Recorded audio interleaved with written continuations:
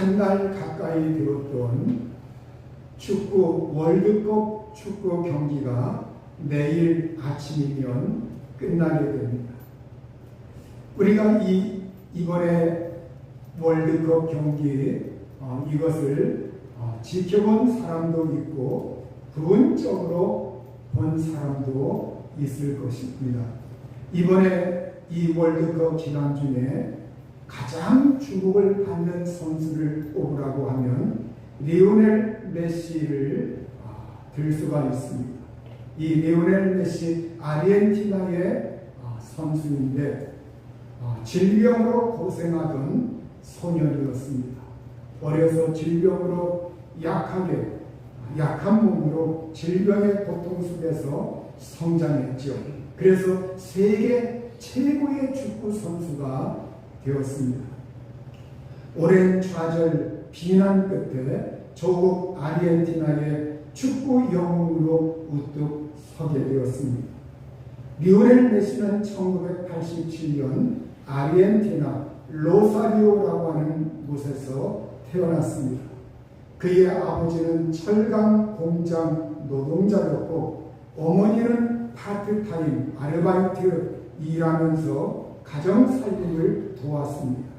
넉넉지 않은 노동자 계층의 가정이었지만 부모님은 이 아들의 꿈을 전폭적으로 지지해 주었습니다.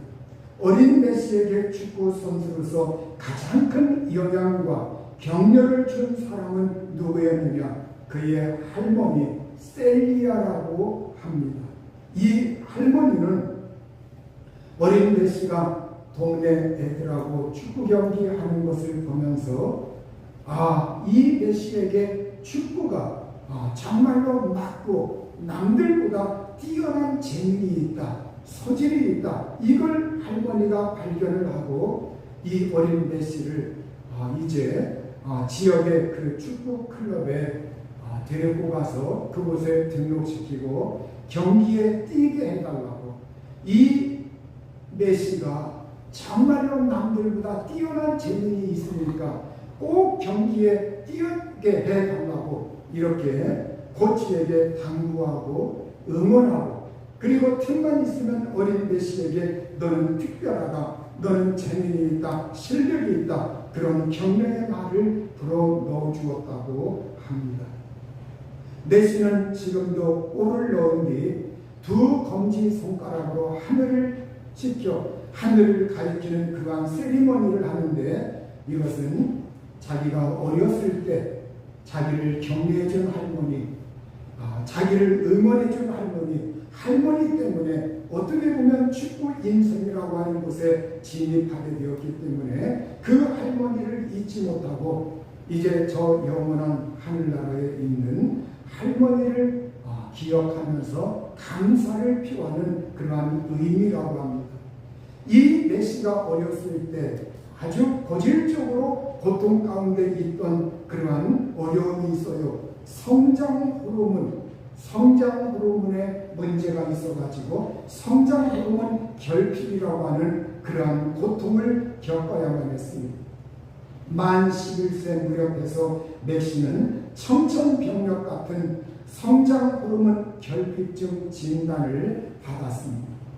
그래서 다른 아이들보다 키가 작고 성장하지 못하고 키가 자라나지 못하고 호르몬에 문제가 있기 때문에, 그래서 이걸 어떻게 감당하나 매달 많은 액수에 달하는 그 치료비를 그의 가정 형편으로 도저히 감당할 수 없고, 그리고 아르헨티나의 그 지역 클럽에서 그것도 그 조그만 아이에게 돈을 쏟을 수가 없기 때문에, 너무나 큰 금액이었기 때문에 그걸 감당할 수 없는 그러한 상황 가운데 놓여 있었는데, 이 아이의 이 축구 실력, 이것이 스페인에까지 알려지게 되었습니다. 천재적인 재능을 알아본 이 스페인의 FC 바르셀로나, 여기에서 이 메시, 어린 메시가 축구하는 모습, 발재간이 보통이 아니고 공 다루는 그러한 기술 솜씨가 보통이 아니기 때문에 이 아이를 우리가 맡아서 잘 양육하고 훈련하면 우리 팀의 큰 제목이 될 수 있겠다. 그래가지고 스페인으로 오라고 했습니다. 스페인에 가서 그의 부모님과 그 어린 메시가 어린 나이에 스페인으로 이제 이주를 하게 됩니다. 스페인의 바르셀로나 유명한 유소년 그 시스템 어린 아이들 그 FC 바르셀로나에서 또 운영하는 그러한 어린이들 상대로 유소년들 상대로 이 정말 운영하는 그 시스템이 있는데 라마시아라고 거기에서 교육도 시키고 훈련도 시키고 이렇게 체력도 기르게 하고 해서 전체를 맡아서 학교 교육과 훈련, 축구 훈련 그걸 전체를 맡아서 그곳에서 훈련시켜주고 양육시켜 주었습니다. 거기서 인정을 받은 이 메시가 만 17세의 젊은 나이에 바르셀로나 그 1군 무대에 공식적으로 출전을 하고 그때부터 그 FC 바르셀로나 프로 축구팀 거기에 제1군 무대에 정식으로 17세의 나이부터 뛰기 시작해요. 그때부터 각광을 받기 시작합니다. 수많은 사람들의 이목, 안목, 눈이 바로 이 메시에게 집중되기 시작합니다. 그래서 이후 메시는 수많은 스페인의 라리가 우승, 우리말로 하면 다른 말로 하면 영어로 하면 더 리그죠. 리그에서 정말 우승하고 그리고 UEFA 유럽의 그 챔피언스 리그 우승을 이끌면서 팀의 전성기를 지휘합니다.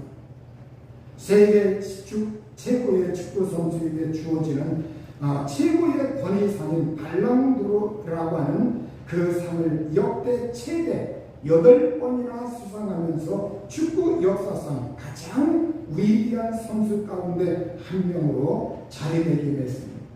그런데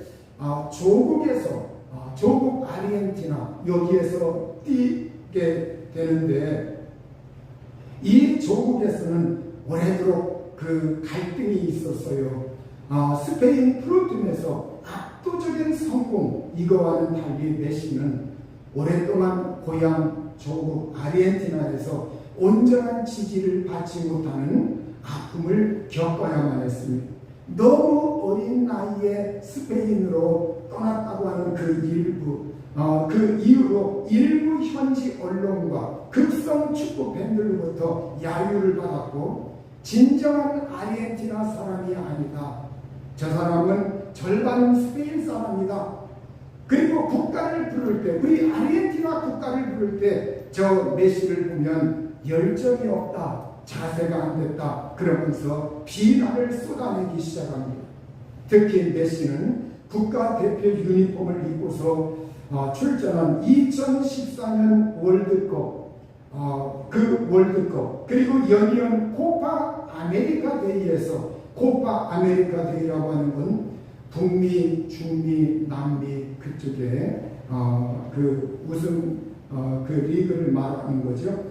코파 아메리카 데이에서 준우승에 그치자 비난의 그 화살이 멈추지 않고 계속 쇄도합니다.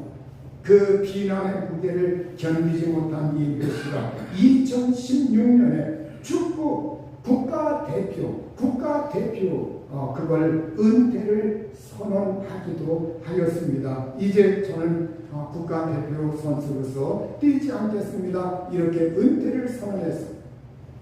그러나 시일이 흐르면서 아르헨티나에 그래도 메시 같은 선수가 있어야 된다. 한쪽에서 그러한 여론이 자꾸 일어나고 하면서 마침내 대통령을 비롯해서 국민들이 우리나라를 떠나지 말아달라. 우리나라를 기억해달라. 그러면서 그런 요청이 아주 쇄도해가지고 2021년 코파 아메리카에서 우승을 차지했고 그 우승을 차지해서 그 코파 아메리카 대회에서 28년 만에 그 중요한 메이저 대회에서 우승 트로피를 들어 올리는 영광을 안았습니다.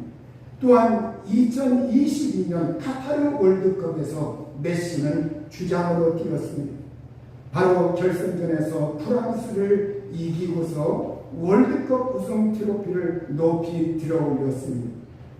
이 우승으로 메시는 펠레, 마라도나와 함께 축구계의 전설의 그 자리로 자리매김을 하게 됩니다. 그래서 지금 이제 아르헨티나의 그 수도 부에노스 아이레스에 그곳에는 메시가 이렇게 경기에 이기고 돌아온다고 하면 온 사람들이 북새통이고 난리를 치고 수백만이 모여들 정도로 난리를 이렇게 복성을 떨고 환영을 합니다. 거대한 벽화 그리고 기념들, 동상들 이러한 것들이 이곳저곳에 세워져 있고 스포츠를 넘어서 아르헨티나를 대표하는 역사적인 인물, 아르헨티나를 상징하고 아르헨티나의 문화와 그 체육계를 대표하는 상징적인 인물로 이렇게 자리매김을 하여 사람들로부터 각광을 받고 있습니다. 이제 그의 나이 39살, 이제 대표 자리, 국가대표 자리도 이제 서서히 물려줘야 할 그러한 시점에 이르고 말았습니다. 이 메시는 지금은 미국에서, 스페인에서 뛰지 아니하고 지금은 미국에서, 미국 마이애미에서 이렇게 뛰는 그러한 선수죠. 우리가 내일 있는 그 경기, 어떻게 보면 인생의 절반 이상을 스페인에서 보낸 이 메시, 그리고 스페인의 축구 클럽에서 자기를 이렇게 키워주고 양육해주고 질병이 있었는데 정말로 치료와 그러한 좋은 의술을 통해서 그러한 모든 것도 연약함도 많이 이제 사그러졌고 그런 자기의 인생을 일어서게 해준 그 스페인. 그런데 내일 결승전은 바로 그 스페인하고 붙게 됩니다. 그래서 우리가 스페인과의 그 경기, 그리고 메시가 20살 때 2007년도에 우리가 뉴스에 나왔죠. 바르셀로나 지역 사회 복지 그 캠페인에 참여해서 자선보호 촬영을 할 때 그때 메시가 목욕시켜준 그 6개월인 어린 아기가 있어요. 그 어린 아기를 이렇게 메시가 그때 목욕을 시켜주고 안아주고 그 화보 촬영에서 그 촬영한 그 사진이 지금 우리 안방에 뉴스까지 보여지게 되었는데 그때 그 6개월 되었던 그 아이가 자라나가지고 메시처럼 똑같이 메시처럼 스페인의 라마시아 그 유소년 시스템 그 팀에서 그곳에서 훈련을 받았고 FC 바르셀로나 거기에서 또 이 선수가 이렇게 팀에서 활약을 하게 되었고 그리고 이 스페인의 국가대표로 이제 19, 20살의 그 나이로 이렇게 공격수로 우뚝 서게 되었어요. 그래서 이제 뉴스에 보도되는 것 보면은 지금 그 선수가 지금까지 경기를 뛰면서 이렇게 다리 쪽에 근육이 약간 이상이 와가지고 뛰느니 안 뛰느니 하는데 뛸 것 같다고 하면서 이렇게 저번에 이렇게 붕대까지 칭칭 감고 있던 그런 것까지 보여주었습니다. 이번에 우리가 보면은 이 메시는 스페인에서 성장을 하였고 스페인에서 자기의 질병이 호전되었고 스페인의 도움을 많이 받았고 모든 축구의 그 원동력 자기를 갖다 세워준 그 모든 것은 스페인인데 사실 어떻게 보면 아르헨티나라고 하는 자기 조국의 혜택을 받은 건 아무것도 없어요. 아무것도 없는데 이 메시의 마음속에는 그 어머니가 처음에 부모님이 다 따라갔다가 어머니가 스페인에서 이제 적응을 못해가지고 어머니는 다시 아르헨티나로 왔다 갔다 이렇게 하면서 보냈기 때문에 그 어머니가 그래도 조국을 잊지 말아라.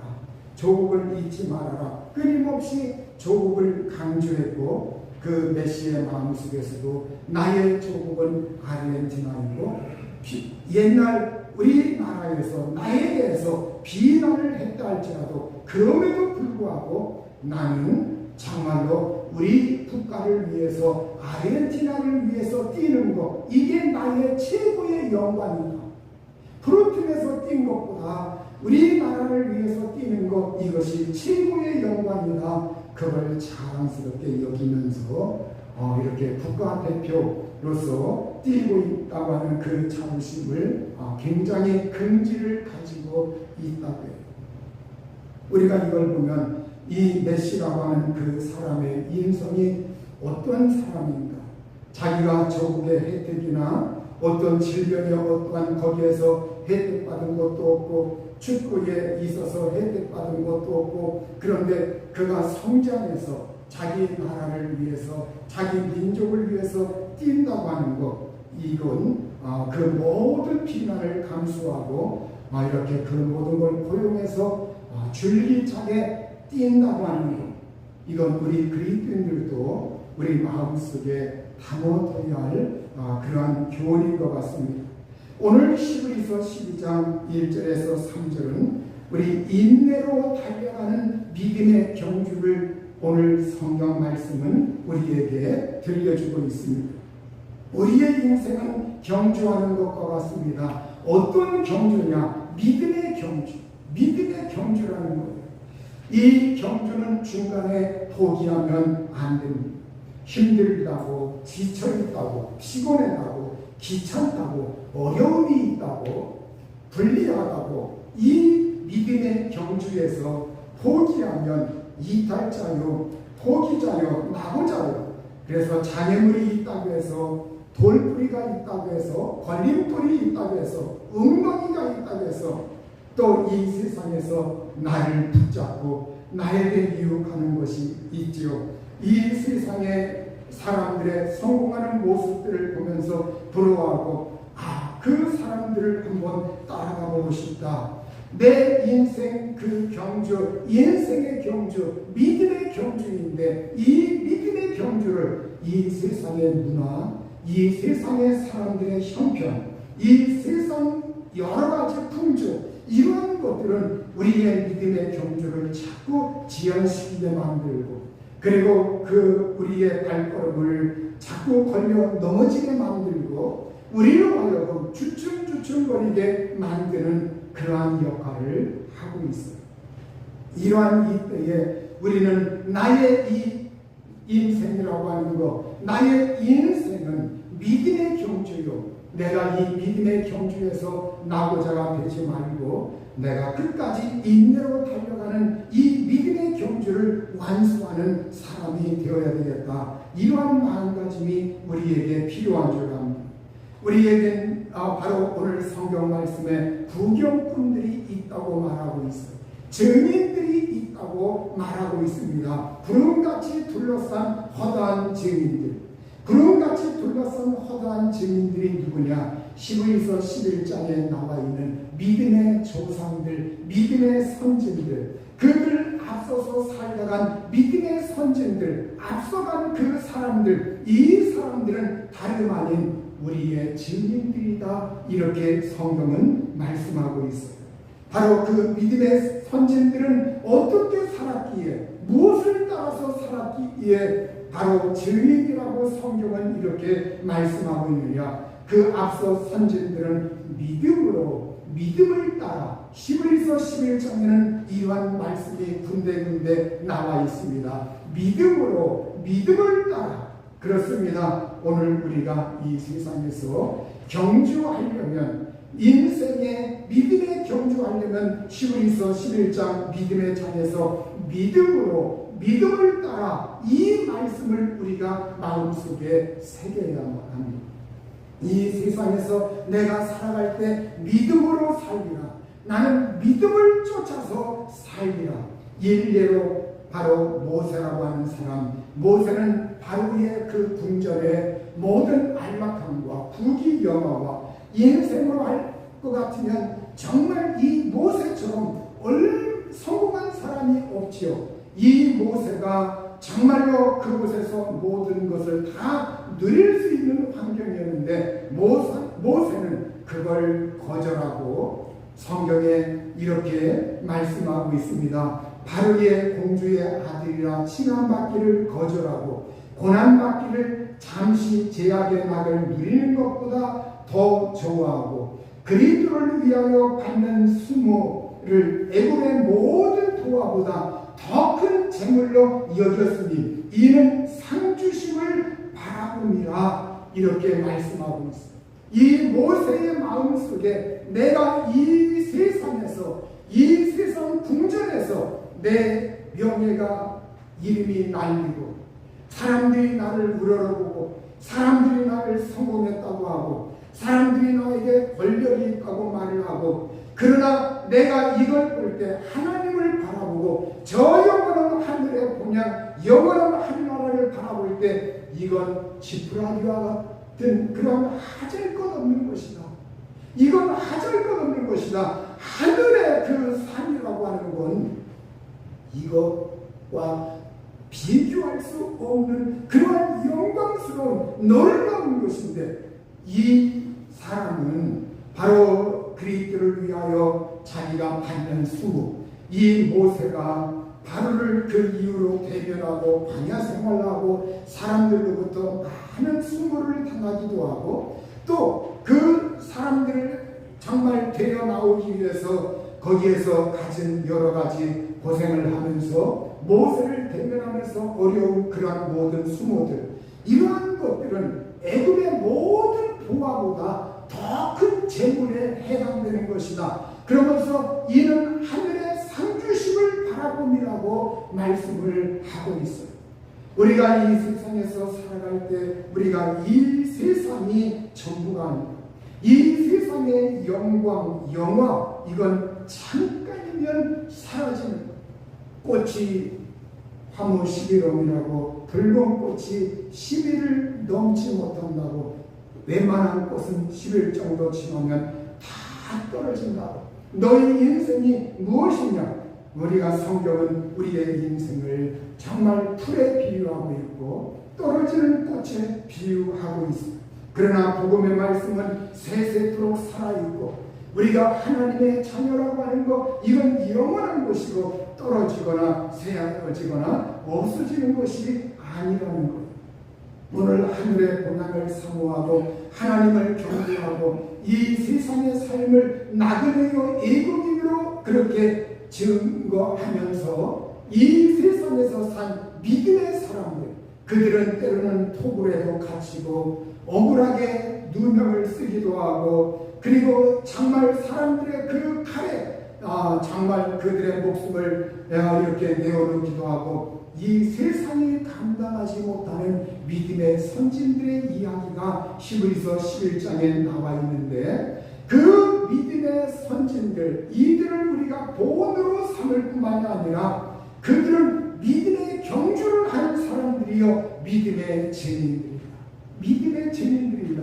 바로 이 믿음의 증인들 그 증인들이 우리를 그의 인생에 정말로 내가 이 세상에서 믿음으로 살았더니 그 결말이라고 하는 것은 하늘에 상급이 있고 하늘의 영광이 있다. 이걸 증언하는 것처럼 오늘 우리들도 이 세상에서 경주하면서 우리가 정말 이 세상에서 살아갈 때 이 믿음의 경주를 해야 한다고 하는 것 이걸 성경이 말씀하고 있습니다. 히브리서 12장 1절은 이러므로 우리에게 구름같이 둘러싼 허다한 증인들이 있으니 모든 무거운 것과 얽매이기 쉬운 죄를 벗어버리고 이 세상에서 죄나 죄의 유혹 이건 우리를 얽어매고 우리를 방해하고 우리가 세상에 대하여 집착하게 만들고 세상을 부러워하게 만들고 그래서 오늘 우리가 힘차게 전진하지 못하게 하는데 그러한 것에 얽어매여 있지 말아라. 그거에 얽매여 있지 말아라. 그러면서 히브리서 12장 1절 하반절은 인내로서 우리 앞에 당한 경주를 하며 이렇게 권면하고 있습니다. 우리가 인내해야 된다. 그리고 인내로 달려가면서 믿음의 경주를 끝까지 조심해야 할 것을 말씀하고 있습니다. 고린도전서 13장 7절에 보면 사랑은 모든 것을 참으며 모든 것을 믿으며 모든 것을 바라며 모든 것을 견디느니라. 이렇게 우리가 사랑이라고 하는 것, 주님을 사랑하고 나 자신을 긍정하고 나 자신을 사랑하고 이웃을 사랑한다고 하는 것, 이 사랑의 속성 가운데 한 가지는 모든 것을 견딘다, 이렇게 말씀하고 있습니다. 또한 갈라디아서 5장 22절 성령의 열매에도 오직 성령의 열매는 사랑과 실학과 화평과 오래 참음과 자비와 양성과 충성과 온유와 절제니, 이렇게 오래 참음에 대하여 성경은 바로 그것이 성령의 열매라고 우리에게 말씀을 하고 있습니다. 오늘 우리는 이 세상에 우리의 발걸음을, 우리의 발목을 잡는 이 세상의 손짓, 그걸 뿌리치고 우리가 믿음을 지키는 인내, 믿음을 거스르는 것들과 선하게 싸우는 이 선한 싸움, 여기에서 우리가 예수님을 바라보면서 우리가 승리해야 할 줄로 믿습니다. 히브리서 12장 2절에 보면 믿음의 주요 또 온전케 하시는 이 예수를 바라보자, 이렇게 말씀하고 있습니다. 믿음의 주다. 이 믿음의 주라고 하는 것, 우리가 흔히 예수님을 주님이시오 이렇게 할 때 그 주라고 하는 그 단어하고는 원어에서는 조금 다릅니다. 여기에 믿음의 주라고 하는 말은 믿음의 창시자, 믿음의 창시자, 그리고 믿음을 온전케 하시는 이거는 믿음의 완성자를 말해요. 믿음의 창시자요, 믿음의 완성자, 믿음의 저자, 믿음의 저자, 창시자, 믿음의 창시자. 믿음이라고 하는 것, 우리의 믿음이라고 하는 건 누구에게 연결돼야 믿음이 생성하느냐? 예수 그리스도에게 연결됐을 때 믿음이 생성하고 믿음이 생겨나고 거기서 믿음이 자라는 거예요. 사람들은 아름다운 좋은 어떤 음악, 좋은 어떤 가스펠송, 그리고 이 세상에서 정말로 좋은 분위기, 그리고 좋은 프로그램, 이러한 것들에 이렇게 열광을 하면서 그런 거에 빠져보지만 잠시 지나면 그것도 별거 아닙니다. 우리의 믿음을 굳건하게 끝까지 우리의 믿음을 생성하게 하고 우리의 믿음을 지켜주고 우리의 믿음을 온전히 세상과 타협하지 않으면서 지킬 수 있는 그 원동력이 어디서 오느냐? 믿음의 창시자요 믿음의 완성자이신 예수 그리스도를 바라보고 예수 그리스도에게 나의 시선을 고정시킬 때 다른 것에 흐트러지지 아니하고 예수 그리스도에게 고정시킬 때 나의 믿음이 생성하고 거기서 믿음이 자라나고 완성되어 간다고 성경은 우리에게 알려주고 있는 겁니다. 한 번은 성전 비문에 나면서부터 못 걷게 된 사람, 이 안진뱅이가 있었는데 그 사람이 성전, 예루살렘 성전 미문이라고 하는 그러한 아름다운 문, 그곳에서 이제 그 문 앞에서 있어요. 그 미문이라고 하는 그 문 앞에 이 안진뱅이가 앉아서 기도하러 들어가는 사람들한테 구걸을 하고 있어요.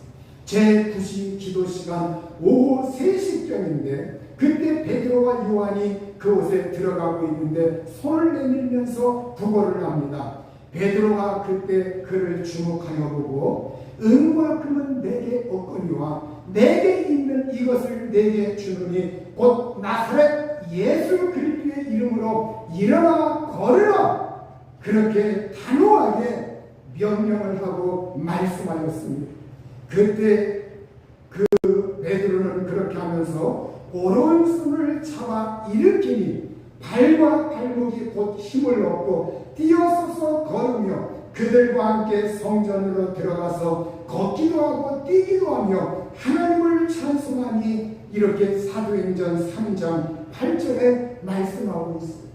바로 이 성전 미문 앞에 앉아서 구걸하던 이 사람이 예수 그리스도의 이름으로 일어나 걸으라 하면서 그의 오른손을 잡아 일으키니까 자리에서 벌떡 일어났습니다.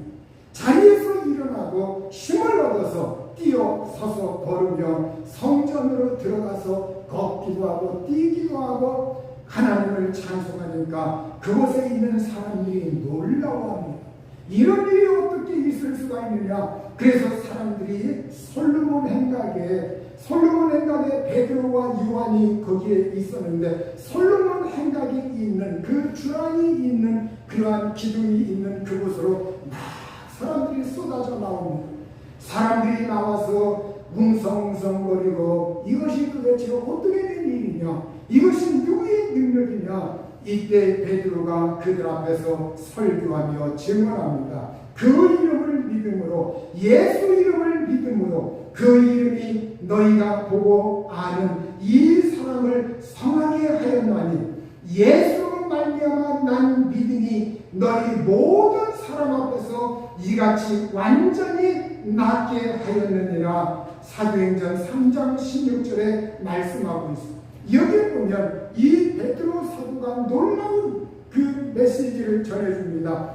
예수로 말미암아 난 믿으니 너희 모든 사람 앞에서 이같이 완전히 낫게 하였느니라.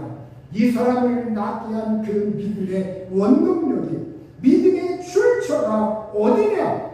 예수 그리스도라는 거예요. 예수로 말미암아 난 믿으니 너희 모든 사람 앞에서 이같이 완전히 낫게 하였다. 이렇게 말씀하고 있습니다. 여러분, 예수로 말미암아 난 그 믿음이 이적을 일으키는 겁니다. 예수에게서 나온 그 믿음이 나를 붙들어주는 겁니다. 예수 그리스도로 말미암아 믿음이 생성될 때 그 믿음이 진짜 믿음이요, 그 믿음이 변하지 않는 믿음이요, 그 믿음이 내 영혼을 살리고 육신을 살리고 나의 삶을 살리고 나의 가정을 살리고 내 환경을 살리는 그러한 믿음이 된다고 하는 말씀입니다. 오늘 여러분 설교 말씀을 들을 때 여러분이 가장 집중해야 할 것이 무엇이냐? 설교 말씀을 들을 때 저 내용 내가 아는 거야. 너가 아는 거야. 저런 설교 예전에 많이 들어봤어. 이렇게 생각을 하면 여러분은 그 설교 안 들은 것과 똑같아요. 그것이 아니라 이 예배 시간에는 내 영혼과 몸과 내 정신과 마음이 하나님에게 올려집니다. 그래서 이 예배 시간에는 내가 다른 생각하지 않냐고 나 자신을 하나님 앞에 드리는 시간이다. 내가 산 제물로서 하나님 앞에 올려진 그 시간인데 이 시간에 나 자신을 집중해서 그리고 그 메시지가 들려올 때 그 메시지를 통해서 내가 알고 있던 말씀이라 할지라도 내가 집중하면 하나님의 성령께서 나에게 분명히 감동시켜주고 내게 성령께서 역사하시는 말씀이 나에게 박히는 순간이 있어요. 그걸 여러분이 아멘 내게 이루어질지어다 그러면서 그 말씀을 붙들고 내 마음속에 새기고 내가 믿음으로 살겠습니다. 아멘입니다. 이렇게 할 때 거기에서 하나님의 응답이 주어지고 거기에서 하나님이 일하시고 하나님의 성령께서 임재하시고 성령이 운행하시고 일하시는 거예요. 아멘. 오늘 여러분 우리가 진정으로 그러하기 때문에 로마서 10장 17절은 믿음은 들음에서 나며 들음은 그리스도의 말씀으로 말미암았느니라. 믿음은 들음에서 나며 이 들음의 네 개 역할을 하는 것이 무엇입니까? 설교의 말씀입니다. 믿음의 들음에서 믿음이 나는데 복음의 말씀, 예수 그리스도의 말씀, 하나님의 말씀을 들으면서 믿음이 생겨나는데 그 들음에 거기에 네 개 역할을 하는 것이 설교라고 하는 거예요. 우리가 설교를 통해서 하나님의 그 말씀, 믿음의 말씀을 내가 들을 때 그걸 내가 아멘, 아멘 그렇습니다 하면 그 순간 나에게 믿음이 나온다는 거예요. 믿음이 주어진다는 거예요. 여기에 믿음이 난다고 하는 건 누구냐? 믿음의 창시자, 믿음의 주님이시요 그 믿음을 온전케 하시는 예수 그리스도로부터 주어지는 믿음이 그 순간에 시간과 공간을 초월하여 나에게 임한다는 거예요. 그것이 나에게 믿음이 생겨나고, 그리고 그 듣는 것, 이건 그리스도의 말씀으로 말미암느니라. 예수 그리스도의 말씀, 하나님의 말씀을 들으면 그 순간에 내가 아멘으로 반응하면 그 순간에 믿음이 생성하고, 믿음이 생성하면 그 믿음은 역사하고 일한다고 성경은 말씀하고 있습니다. 의인의 강구는 역사하는 힘이 많다고, 그 믿음이 생겨났을 때 내가 아멘으로 그 말씀을 부여잡고 여러분이 기도하고 여러분이 환경의 문제를 도전하면서 하나님 해결해달라고 하나님께 간구해야 할 줄로 믿습니다. 히브리서 12장 2절 하반절에 보면 그는 그 앞에 있는 기쁨을 위하여 십자가를 참으사 부끄러움을 개의치 아니하시더니 하나님 보좌 우편에 앉으셨느니라. 우리 예수님은 부끄러움을 마음에 두지 않으시고 십자가에 그 부끄러움을 참으셨다고 말씀하고 있어요. 이건 바로 히브리서 12장 3절에 너희가 피곤하여 낙심하지 않기 위하여 죄인들이 이같이 자기에게 거역한 일을 참으신 일을 생각하라. 바로 죄인들이 예수 그리스도를 거역하고 못 받고 침뱉고 야유하고 조롱하고 그러는데 예수님은 그것까지 참으셨다. 그 예수님을 너희가 생각하면서 예수님은 이러한 수고까지 견뎌내셨는데, 그러면 우리가 낭망하지 아니하고 믿음을 세워나가는데 우리의 믿음에 있어서 정말 지치는 일이, 피곤해지는 일이, 지치는 일이 없을 것이다. 이렇게 성경은 말씀하고 있습니다. 오늘 여러분 서두에 메시의 이야기를 하였지만, 여러분 정말로 우리가 메시, 이 아르헨티나는 옛날부터 스페인의 식민지였잖아요. 아르헨티나 중남미 대부분이 스페인이나 포르투갈 식민지였던 나라들. 그래서 세월이 가서 이제 다 독립을 해가지고, 그래서 정말 그 스페인의 그 종교가 대부분 카톨릭입니다. 카톨릭, 우리 예수 믿고 하나님 믿고, 물론 우리가 약간 다른 게 있긴 있지만, 그래서 메시도 크리스천이고, 메시도 언제나 성우를 긋고 그러한 교식을 하고, 그 부모님이 아주 독실한 그러한 카톨릭 교인이라고 해요. 그래서 오늘 그도 속으로 하나님 의지하는 사람이요, 정말로 오늘 우리가 이 세상에서 살아갈 때 우리 믿음의 사람들에게도 메시처럼 정말로 우리에게 청천벽력과 같은 그러한, 내가 이 세상에서 감당할 수 없는 그러한 일들이 우리에게 생겨나기도 해요. 그때 우리가 낭망하지 말고, 우리는 그 세상의 사람도 그러했는데 오늘 내가 성경 말씀대로 내가 믿음의 경주를 하면서 인내로서 내 앞에 닥친 어려움과 시련과 그 모든 걸 내가 감수하면서 이겨내리라. 하나님의 도우심으로 내가 승리하리라. 내가 주님의 도움으로, 하나님의 은총으로 생명과 저 영원한 내세를 보장받으리라. 이러한 믿음의 각오로 맞서면서 믿음의 경주에서 승리할 수 있는 저와 여러분이 될 수 있기를 우리 주의 이름으로 축원합니다.